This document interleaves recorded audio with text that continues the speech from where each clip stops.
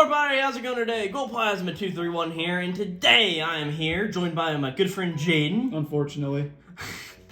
Yep, we are here to finally talk about Fire Punch Volumes 5 and 6. We're on the downhill from here. So if you don't know, since me and Jane have not met in about a month, it's been more. Yeah. It's been a while to talk about Fire Punch. We have a series here on the channel where it started all off as a bet between me and Jaden here to talk about I'd read Nizukoy, or he'd read Nizukoy if I read Steel Ball Run. We sort of made a YouTube series things out of that where we reviewed both those series, and from there we sort of gone back and forth with exactly one series, and this is the second one, to talk about them volume by volume. Yeah, pretty much. and the whole reason that we're doing this in the first place is Fire Punch. Is to settle something between me and Corbin. So this is wrote by Tatsuki Fujimoto, who has written multitudes of series that a lot of people like and dislike. So, for example, he has wrote Chainsaw Man, which is the very big one. Yep. Me and Jaden actually have talked about the anime of that series,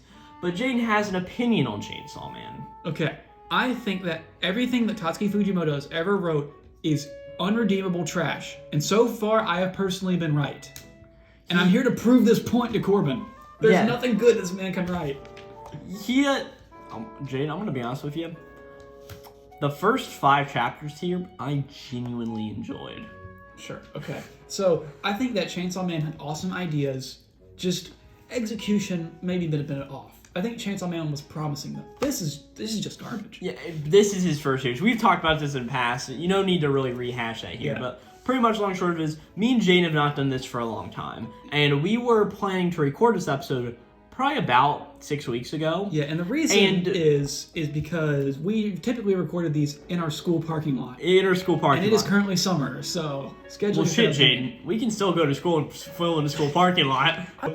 Just scheduling conflicts have happened, and now is the time where we are finally getting around to do this. Like I said, 6 weeks ago is when we wanted to record this. Jaden has not read these chapters since he originally read them 6 weeks ago. And I'm not going to read them again. And I read them all this morning. So, pretty much, we just need to go through the basics.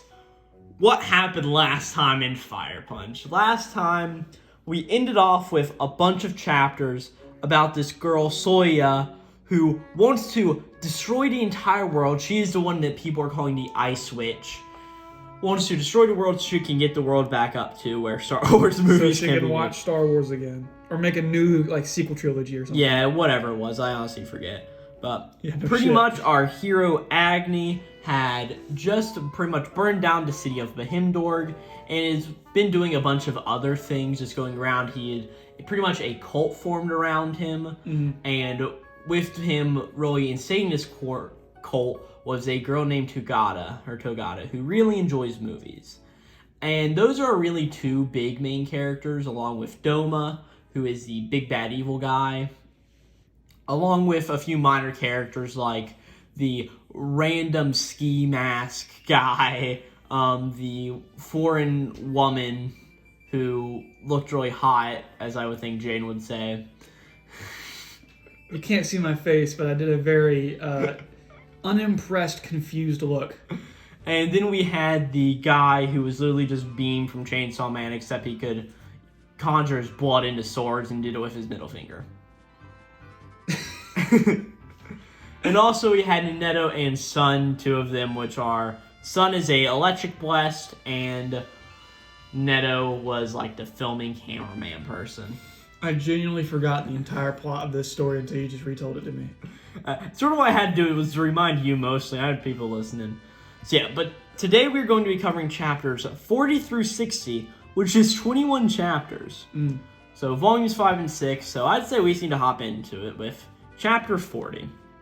All right. So a lot of these notes that I take are just reminders with a 1 line or 2 lines. So like, for instance, my first reminder here is penis. That's the first text I wrote here, and I cannot for the life of me remember what it was about. All right. So pretty much the one thing I didn't mention that happened last time is Ski Mask Dude can apparently see into people's souls. So he went over to good old Togata, who was with Agni. Of course, Agni is the Fire Punch. And it pretty much said that Agni, you have to realize she's a man. So pretty much chapter 40 starts off with Togata leaving. And there's this whole sort of thing throughout these first two chapters of Togata sort of struggling with her identity of being a man, but also a female. So I'm pretty sure she's trans. Yes, and the implication is that she is a born female, from what I can take. Oh, okay. Maybe. I don't. It's so confusing. It literally is. And another thing is, Fujimoto has bad same face syndrome at this point, so it can be hard to tell. Yeah. There's no like overtly feminine or masculine features on him.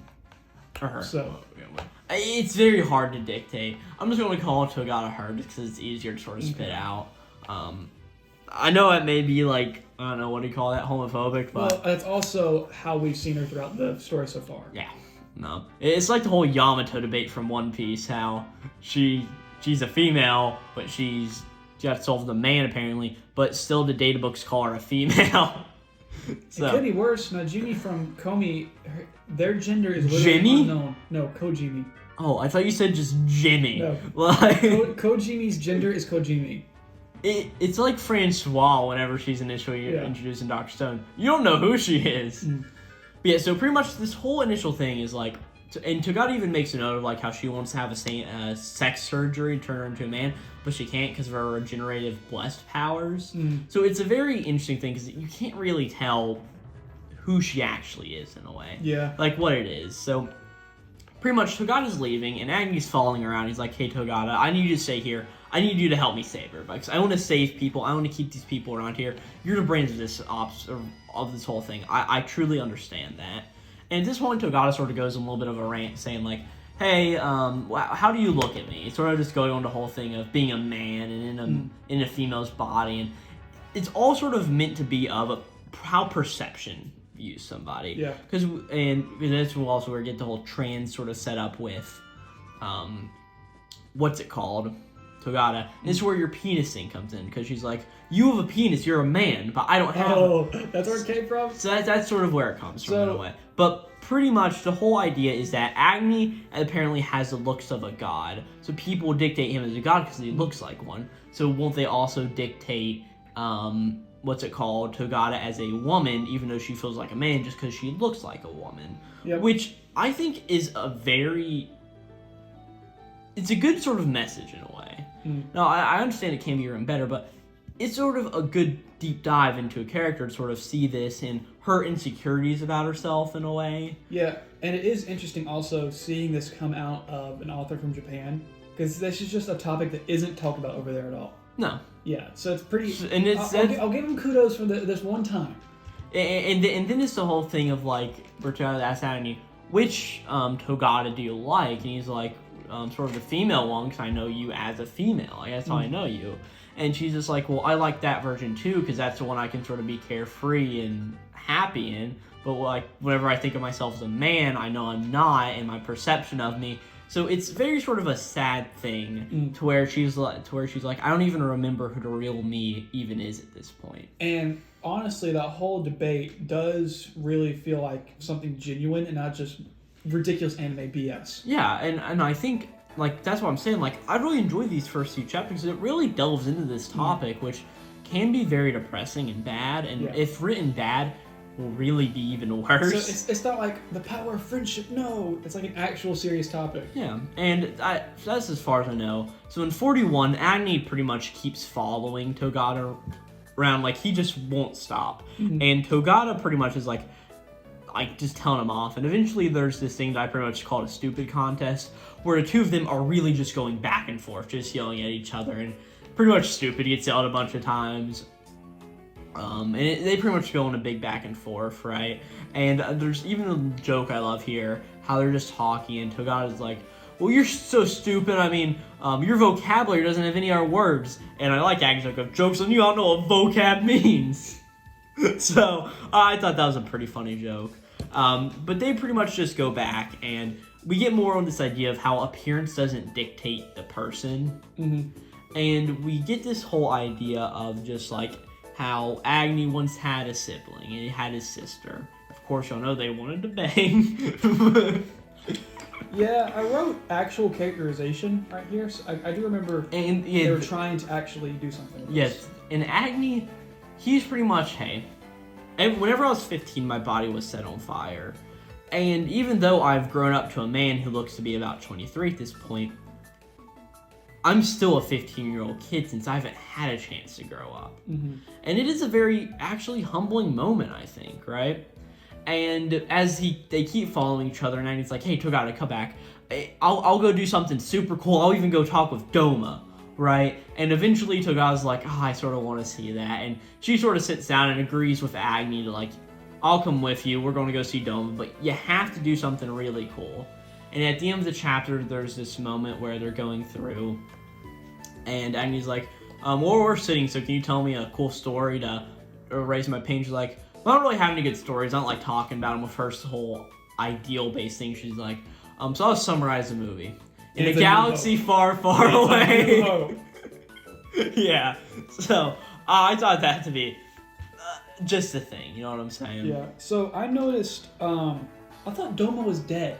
Did he not die? It's very confusing, I think. Because it confused the hell out of me when he said, let's go find Doma. I'm like, I thought this guy... I guess he got killed off screen, right? I think that's what we thought, is that he was underground in the building whenever Bahimdor collapsed. So he was the one who was... You get what I'm saying? So we thought he was dead. Okay. But as we'll come to figure out, he is not dead yet. Yeah. And obviously, also, I noticed there was some more smoking in this chapter. I think that Tatsuki Fujimoto's smoking is symbolism. And I've yet to crack what it is. It has to mean something. It has to. I mean, yeah, I'm guessing that Togata probably lights up a cig in this chapter.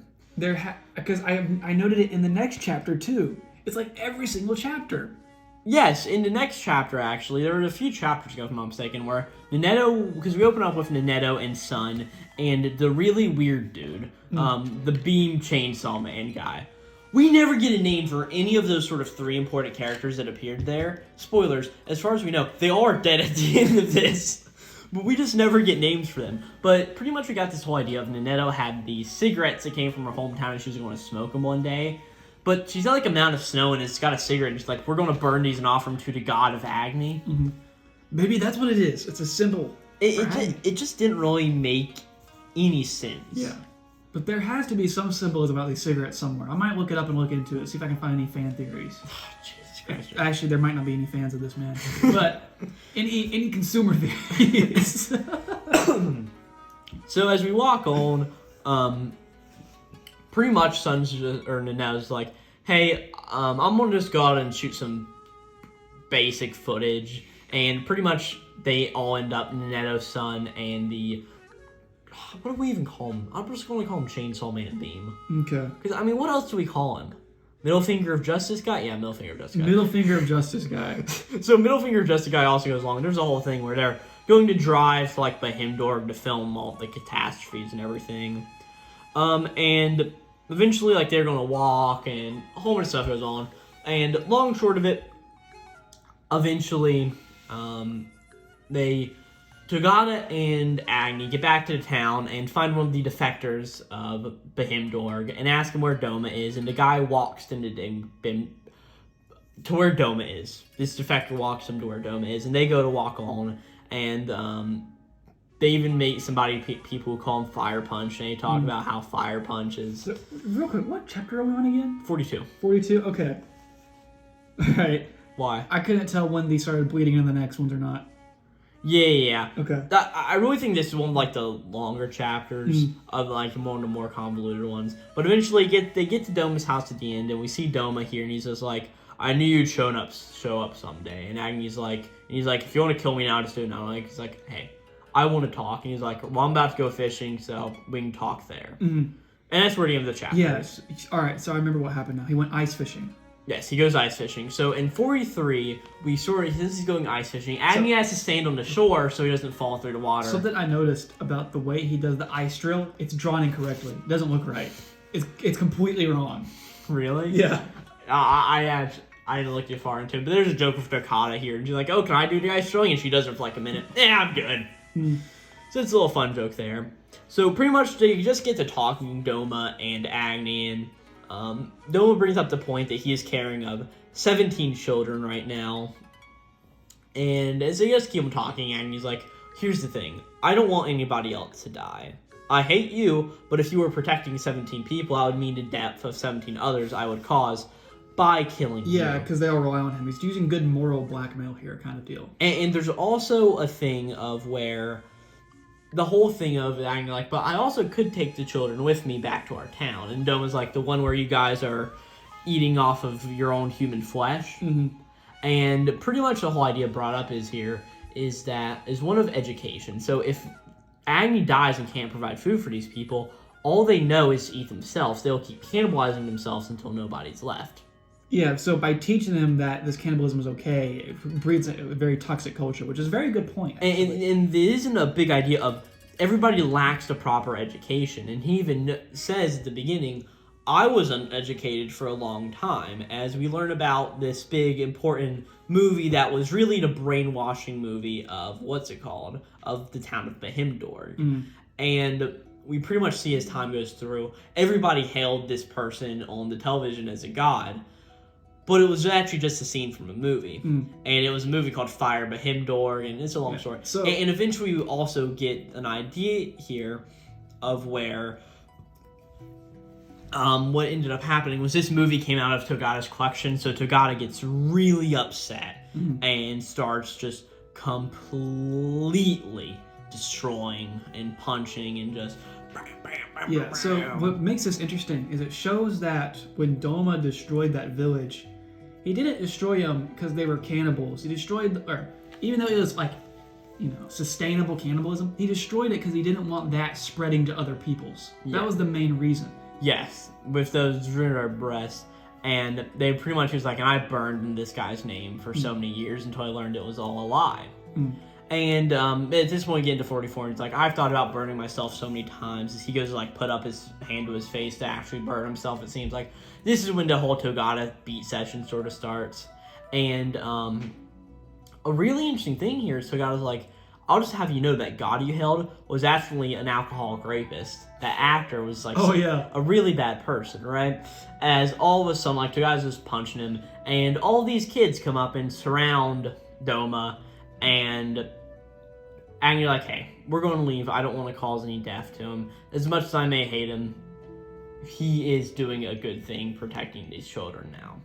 So I do feel like that is a very sort of good moment in a way. Yeah, and I mean, another thing to keep in mind, though, is that Doma never really did anything evil. He was just doing a job. It's like being mad at a soldier that killed your friends or whatever, but he was just following orders kind of deal. Yeah. So as 45 starts, we get this whole idea of where Agni wants to do hero things, right? He wants to protect people, and we get a whole bunch of these sort of ideas of what a hero is supposed to be. We cut over to the camp of the sort of Agnism base camp, and we see the ski mask guys telling everybody, they're all starting to sing for the correctness of justice or whatever. And we then sort of get an interesting flashback to Luna, as she's like, why didn't you kill Doma? I wanted you to kill Doma. Why didn't you kill Doma? And it's this really sort of weird and demented thing where Agni is viewing his sister in a way to where she wants him to kill Doma. These may sort of be lingering emotions of Agni's that he still wants to kill him. And we sort of just turn the page, and all of a sudden, there's just a sea of fire as we see that the entire town where everybody was has been burned. Yeah. So real quick, another one of these weird notes I had at the very beginning of the chapter, Piano Man. Do you remember what that was referencing? I think that could just be everybody's scene. Okay. I think maybe the fan translation translated one of the lyrics or something, one of the phrases. Yeah, who really knows? Yeah, I do not remember. Yeah.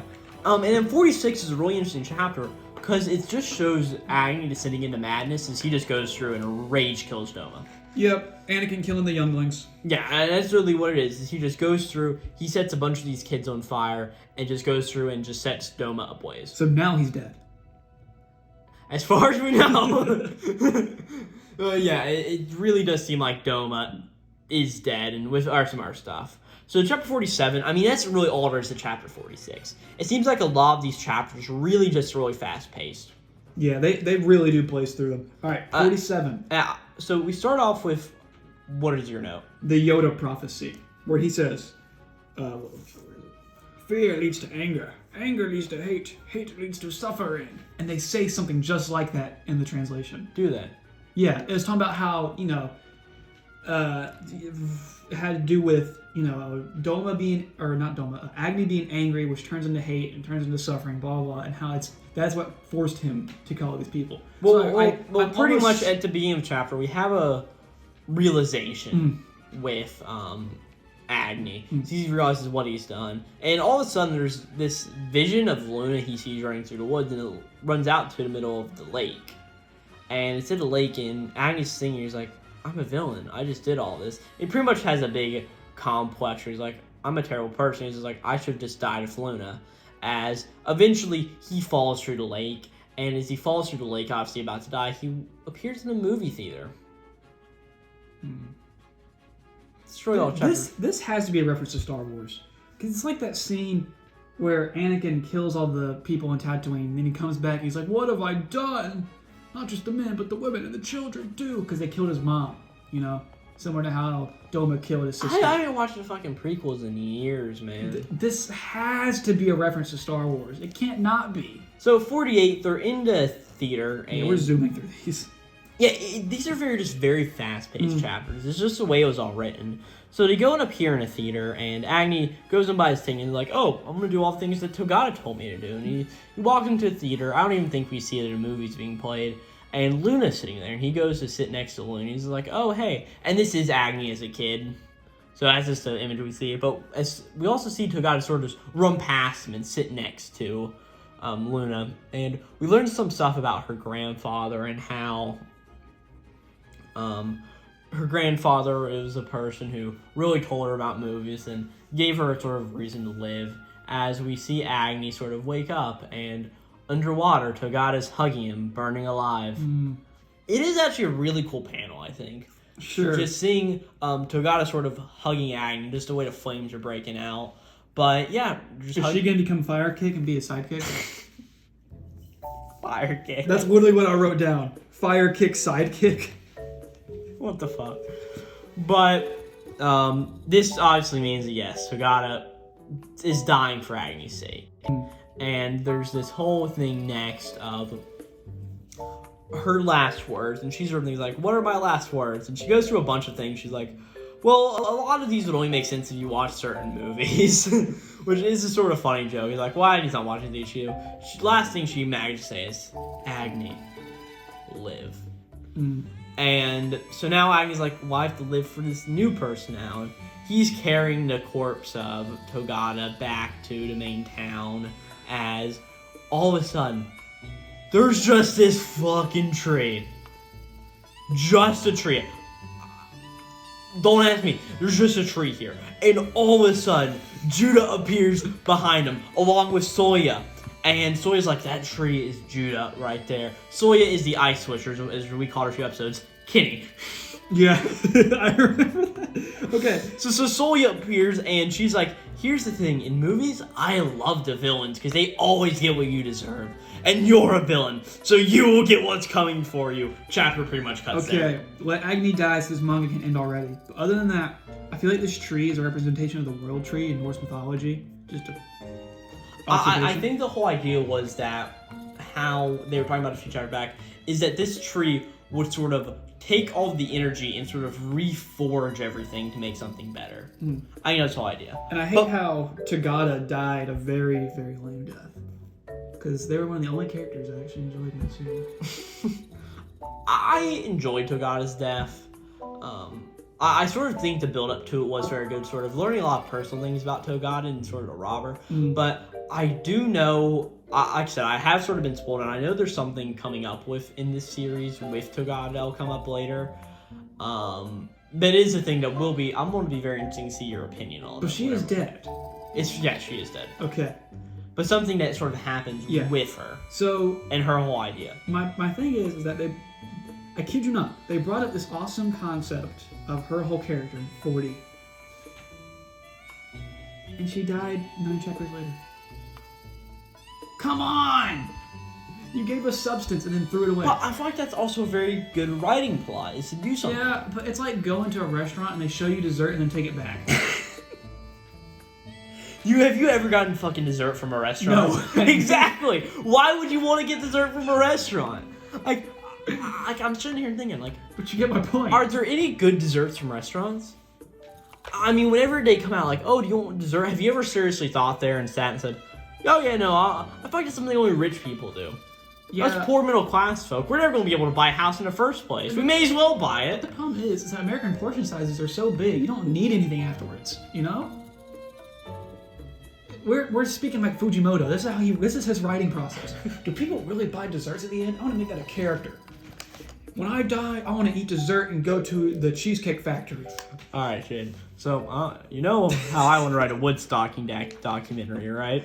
A comedy-based woodstocking documentary. One of the characters in that will now solely be based on the fact that they get desserts at restaurants. Oh, God. Oh, I just need to sit down and write this, and it will be my magnum opus. What is it? I want to make a woodstocking documentary. Wood stacking. I thought you said Woodstock. I'm like, that happened 60 years ago. No, a wood stacking. It's a comedy-based, like, Scott Wallace type video. Yeah, so it's a mockumentary. Yeah. All about wood stacking, and it's very comedy-based. Okay. It's been my dream for years. Oh, God, that's how The Office came to be, man. I want to write a comedy about normal people working a normal-ass job. All right, chapter 50. All of a sudden, this tree starts attacking Agni, and we learn that the tree wants death. So Agni starts climbing up the tree and tries to destroy the tree, and there's a whole idea that we get of how miracles don't exist as he's going up. Like, it's no miracle. I honestly forget. I just want to talk about what happens next. As he's going up to and he's at the top of the tree and he sees Judah's body laying up there. Chapter 51. What happens now is he does a quick Luna check, as I called it, being like, just make sure you aren't Luna, right? No, I'm Judah. All right. And they have a punch out where he punches the entire tree. It starts to be led ablaze. And he's like, let there be a miracle of all of this, right? And we see that Judah has this picture for some reason, or Agni has it. It's of Luna and Agni as children, and all of a sudden, the tree on the top explodes! Chapter 51 over. My only notes for this chapter was delusional, comma. Cool tree, I guess. Cool tree, I guess, bro. Hey, man, have you gone out there and seen those cool trees recently? Yeah, I mean, all this content is really maybe like 2 chapters worth, just really stretched out, you know? There's just a lot of stuff happening very quickly. You can blaze through when you read it. Like when I read these, it took me no time. Oh yeah, and like even my notes, like Jane can attest. Your notes are shorter. Oh, there's 2 pages. Never mind. To the notes I've written, but I also do line spacing, okay. And like normally, like a whole volume of Steel Ball Run would have taken 4 times this. Yeah. The Steel Ball Run is also very, dialogue dense and story dense. So, and yeah, it takes a lot more to remember that sort of thing. Whereas Fire Punch, it's kind of like...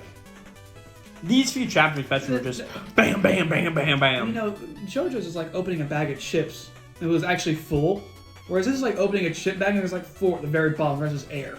I have to wonder, though. We know in this world that they use people for firewood, right? That means that probably no more trees really exist.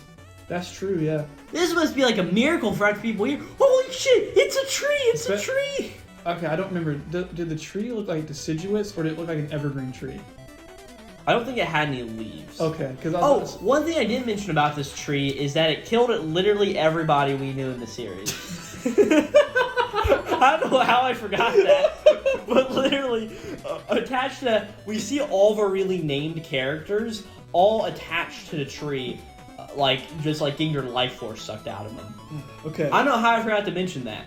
I don't think we see Sunin and Neto are dead though. I don't think we see it, either of them are dead. And as we've learned from the series, if you don't see the body, they ain't dead. All right, is that the end of Volume 5? If I'm not mistaken, either 50 or 51 is. Okay. 49 may even be the last chapter, but I really forget. 52. 52. So the tree explodes at the top and completely explodes all together. Like, we see a bunch of fiery explosions, and all of a sudden, I should mention this, there was a bunch of talk before from Soya, pretty much Kenny, I switch whatever you want to call him, pretty much telling Agni that due to the tree power can take away all regenerative blessed abilities, and we see that as Agni and Judah wake up on the beach. Agni's no longer on fire. He's normal. Except he only has half an arm. Also, him and Judah are completely naked here, too. Yeah, I wrote, is this Juna or Luna? And why can't this manga explain anything? And all of a sudden, there's sort of like a punch-out thing where Agni's just really upset and like he wants to punch out Luna or Judah. But all of a sudden, we see that whoever this person is, they obviously don't have memories. They are sort of... How do I phrase this? You know what this is probably a reference to? What? The end of Evangelion. Where Shinji and Asuka wake up and Shinji just starts choking her out. That's the best part of that movie, by the way. It's gotta be the hospital scene. No, that is the best part of the movie because you know it's over. No, it's over. Me and you will talk about Evangelion. Please don't. No. Oh, the fucking train wreck. So pretty much, she's pretty much lost all of her memories and has had a few mess ups in the head. And so she's like, Luna? Me? I don't know who I am. She really doesn't know anything. She's sort of like a loyal dog who can barely follow orders in a way. Yeah. She doesn't really know who she is. So I'm sorry. My problem here is that, you know the whole trope of always show, don't tell? This does too much showing and no telling. It's like, wow, cool visuals. What's actually going on here? You know? Yeah, I can see that. But clearly you can see it. There ain't much to tell. Fuck off. Chapter 53. This is my favorite chapter. Why? Because we finally get the meme face of Agni staring into the abyss. That meme face that's been plastered everywhere. It's iconic. Okay, so we start off with Agni having a bunch of emotions, like, oh my gosh, who are you? Like, oh, is it really Luna? And they have a nice big hug. Both still naked, by the way. And at this point, we see that there's a house in the background, so we're like, let's go get some clothes. And this entire time, Agni's having some trouble, like, oh no, I need to kill her, right? But he thinks it's Luna, and they go through clothes, and pretty much there's the whole scene where Luna changes in like the 40 different outfits. Dress up, darling. Which, how do they have this many good outfits in this time? Yeah, they just happen to all stay together. Yeah. Because every person we've seen so far has been dressed like a hobo. Yes. Or on fire. Yeah. Or naked. Undressed at all, yeah. That's your three fits, man. That's all you get. Well, which one do you prefer the most? I gotta go with the hobo. I don't like a man on fire or naked. Oh, man, I don't know. Yeah, I have to go hobo too. And at this point, we end off the chapter with a rifle being put to the back of Luna's head. Or is this Luna? Or is it Judah? Well, who is it? I think what happened was Agni basically convinced her to be Luna for him, and that was the whole deal. Is that she functionally is now his sister. For all intents and purposes, you're the sister who I definitely don't want to fuck. It's not incest anymore. Oh! Or is it? I don't know. It's no. It's mentally incest. It's like the whole dilemma of your mom and your girlfriend switch bodies, but you have to screw one of them to make them go back. What do? Do you screw your girlfriend that has the spirit of your mom, or your mom that has the spirit of your girlfriend? Which one do you do? I can't pick, man. I can net. That's such a terrible dilemma. Thank you, Fire Punch, for bringing up great ideas as this. Chapter 54, Agni and Luna get kicked outside. And as they are going outside, there is an outside encounter with refugees who sort of appear all of a sudden. And there's this whole idea of how both Agni and Luna are inhuman in a way. And it's still just a big idea. And these other guys just... This is what Fire Punch does, so yeah. Gives you the smoker's addiction.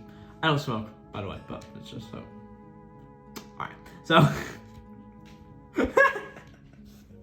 Okay. So these other people appear, and Agni's all outside now, and these just people appear.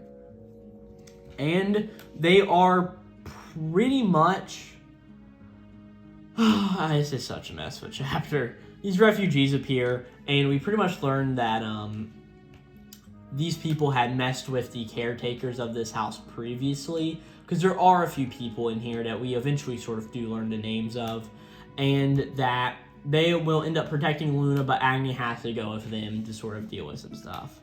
55 is Agni and these people pretty much talking it out, and Agni's like, oh, I want to join him, and he tells lies to both sides for each side to sort of believe him, and as these people come out, he completely wrecks the shit out of everybody, but he gets lit up with bullets, and oh no, is Agni still blessed because he's not on fire anymore, so did all the regeneration powers disappear? Right? Oh no, he's full of bullets, and as he just beats everybody up, he's on the ground, pretty much bleeding out, dead. I have a thing here that says they have AIDS? What? That's what I wrote. I think it mentions somewhere that some of them have like STDs or something. Oh, well, no, I didn't want to bring up part of this, but the whole thing is, I was trying to avoid saying the word in this episode, and we were doing so good. This is the only time it comes up, and you have to bring it fucking up. Pretty much these people are... Yes, okay, that's good to know now. All right. So they probably have AIDS, and that's where that... Something was mentioned. You do read fan translations. Yeah, so I read a bunch of shit, to be honest with you. So pretty much on chapter 56, it's Agnes is like, let me die, right? And oh no, so pretty much they're patching him up. Luna's there holding his hand, and Luna tells him to live, and pretty much as they're pulling bullets out of Agnes dying, he sits up, regenerates, all of the bullets sort of come flying out. It is a sort of cool visual, and he just goes back on the ground, and he wakes up, and there's this girl named Leah here. Leah is one of the people who pretty much live in this house and sort of run it in a way with a few other people. She asks Agni what his name is, and Agni says that he doesn't remember his name, but he obviously does. I think he's just trying to remove himself from the fire punch sort of stigma. And Leah's is like, hey, I'll let you, or Leon, it's Leon. And Leon's just like, hey, I'll let you work here, to live here, pretty much, right? And like, so what do we call you? And he's like, call me brother. Okay, that's weird. So, just real quick, so we know. Yeah, go on. What is now the driving point of the story? Agni's cured. Doma's dead. What's left? The Ice Queen can't be fixed, because apparently the Ice Queen isn't real. I think really the next chapter shows us this better. Because I'm trying to figure out, where do we go from here, you know?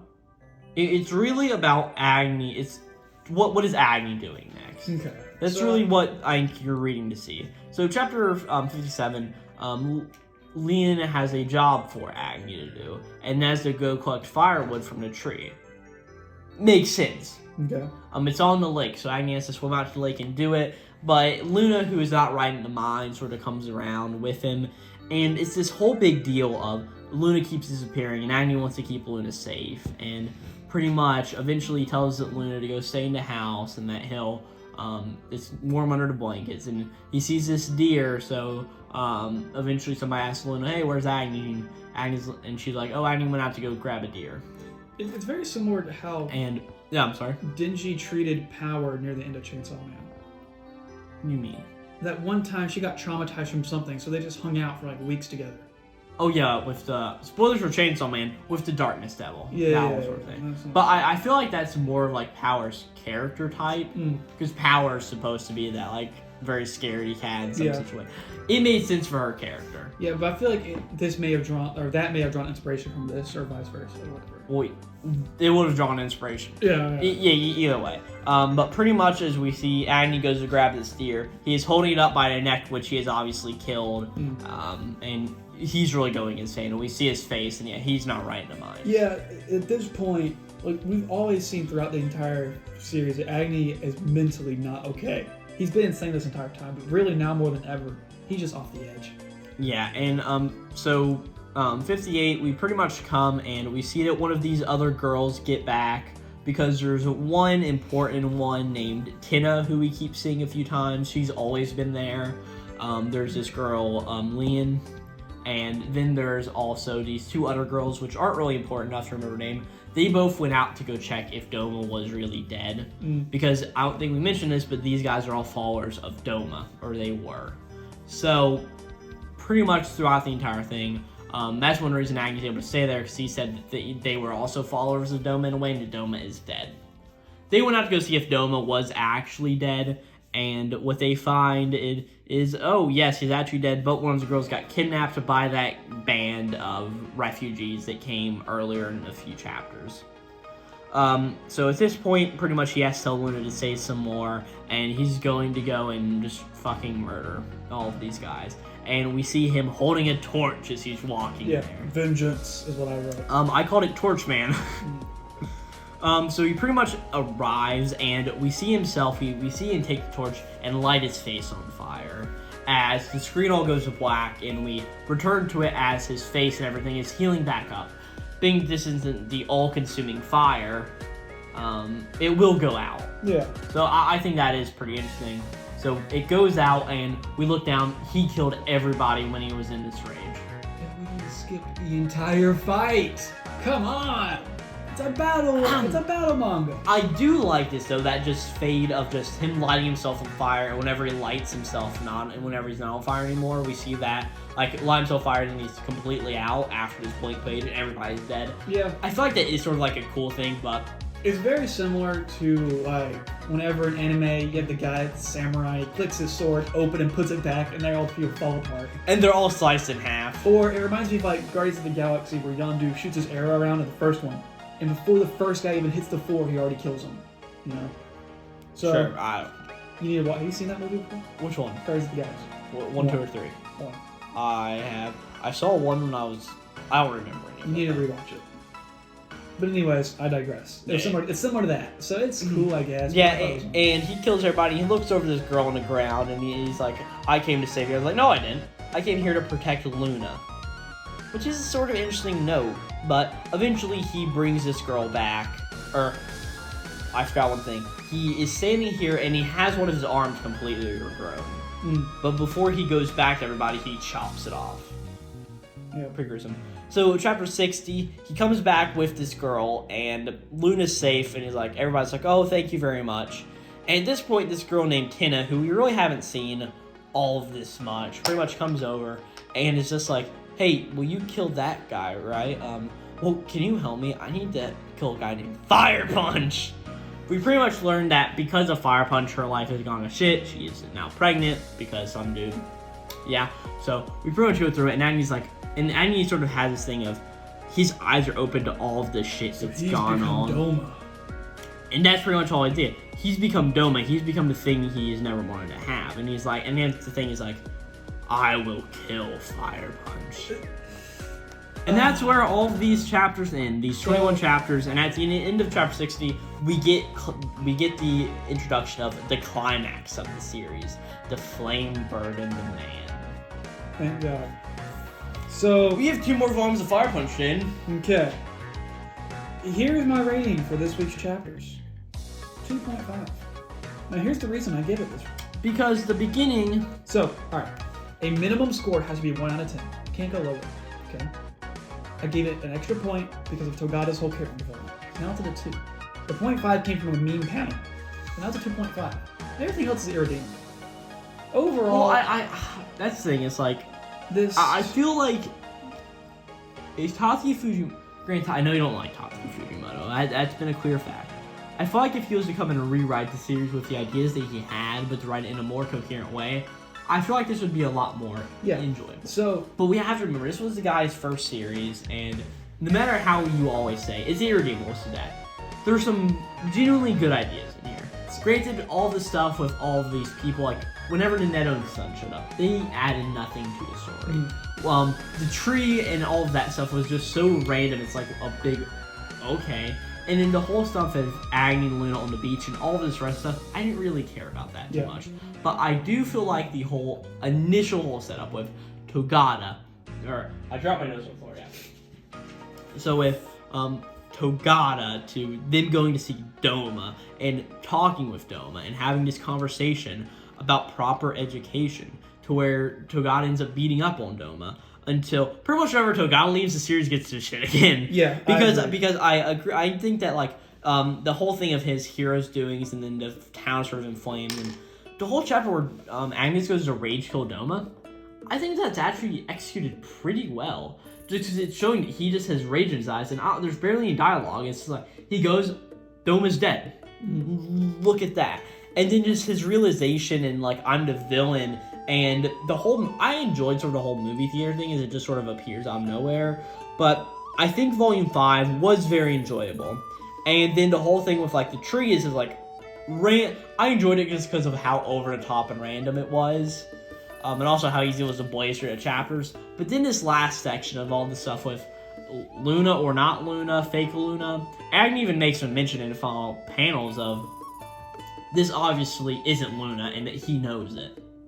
So I really just think pretty much most of Volume 6 I didn't enjoy too much, but I did enjoy most of Volume 5, and I find it hard to actually like give something a proper rating, but I'm just going to say that I enjoy. It's like me and Jaden were talking earlier about Oshinoko, and I was telling him about how the recent chapter was very enjoyable for most of the beginning pages, but the final page was one where you're like, oh, this sucked. I sort of feel the same way here. Yeah. The first half, I very much enjoyed it. The later half was just a lot of, okay. I feel like overall, Fire Punch feels like a story that the author thinks is amazing in his head, but when he goes to write it down and express what's going on, it gets really difficult. It's just hard to follow events and what's going on. There's no... Because, like, I'll give credit to Chainsaw Man. When things happen, they typically happen in an order because of something before it. Because this happened, this happens. Since this happened, this happens next. This is just, this happens, and then this, and then this, and this, and this, and this, and this. And I'm like, okay, where is this leading? What's the point?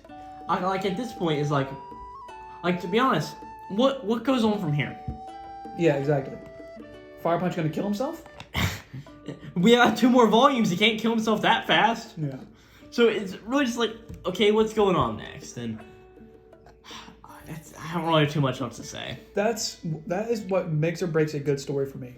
Is a question of, okay, where does the plot progress from here? If I'm always thinking that means I'm always looking forward to consuming more, which means that it is in and of itself a good series. Or it's like Time Paradox, where I'm like, okay, how can this possibly get much worse? In which case, it's still enjoyable. Oh, It's not good. Time Paradox is such fun just to think about. Like, really? That, like... But this is Fire Punch, so do you have anything else you want to say? No, I mean, overall, it's just, again, it's like, everything we stated up to this point. It's like, when I read a story, it either needs to be so good, I'm looking forward to what's happening, or it's so bad, I can't wait to see how it ends. And this isn't bad This is neither. Yeah. And with that, I don't have anything else to say. Thank you for watching this if you watched it all the way through. If for some reason you watched this and haven't watched any of the other Fire Punch videos, we have those on the channel where me and Jade talked about volumes 1 and 2 and 3 and 4. And you can imagine we're in Agni's spot because of all the suffering we have to go through reading all this shit. Also, we have other series where we cover other manga series, as we've talked about before. Nizukoi, Steel Ball Run, Time Paradox Ghost Rider. We got videos on all of those. With more to come. More to come, exactly. I do a bunch of manga stuff other on this channel, so if you like Oshinoko, Tamaku Cinema, I got stuff for that. So if you enjoyed this, thanks for watching. If you won't mind dropping a like or doing any of that sort of self-promotion time, guys. Yeah. We're a bunch of sellouts. Yeah. You got anything you want to shout out, Jaden?